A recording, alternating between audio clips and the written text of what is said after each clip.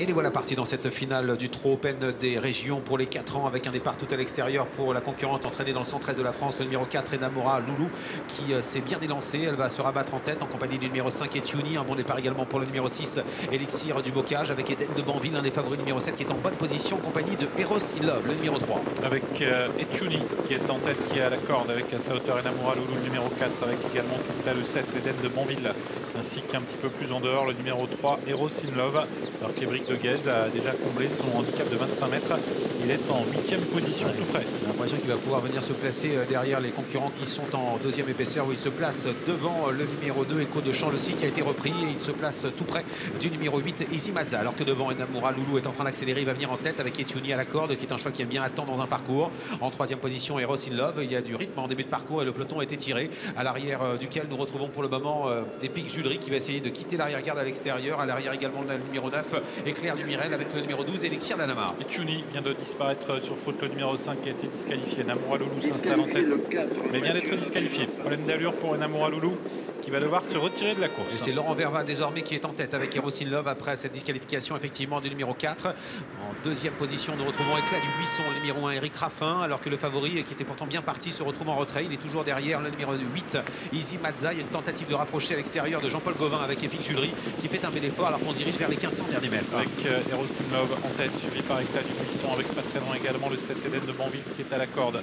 et fort en dehors du numéro 11 Epic Julery qui se rapproche. Quant à Jean-Michel Bazir, il patiente toujours avec le favori Evric de Guez qui est pour l'instant en queue de peloton. Toujours à l'arrière le numéro 2 Echo de Champ-le-Cy avec également le numéro 12 Elixir d'Anama, accélération à l'extérieur d'Epic Julery. Et voilà Jean-Michel Bazir qui maintenant se décale avec Evric de Guez, le grand favori. Eden de Banville également est en train de se décaler de la corde et va venir attaquer les premiers, et notamment le numéro 3 Eros in Love qui est toujours en tête, le chrono 1:15.6 depuis le début. Voilà, avec pas mal de drivers qui ont décidé de se rapprocher. David Thomas au centre avec Eden de Banville, en dehors Epic Julery et Jean-Paul Gauvin. Et puis Jean-Michel Bazir avec Evric de Guez qui progresse également à l'extérieur alors qu'au centre Easy Mazza également est bien en course avec côté corde Éclat du Buisson. Accélération de Epic Julery qui prend la tête face au numéro 3 Eros in Love qui essaie de résister à la corde avec en 3e position Evric de Guez, le favori qui est venu se placer derrière les premiers facilement d'ailleurs, avec ensuite Eden de Banville. Éclat du Buisson est calé à la corde, enfermé Franck Nivard avec le numéro 6 Elixir du Bocage et toujours en position d'attente le numéro 8 Easy Mazza. Epic Julery qui n'a pas réussi à se rabattre en tête car il est contré par Eros in Love. Evric de Guez qui est là tout près avec beaucoup de ressources, le grand favori suivi par Eden de Banville.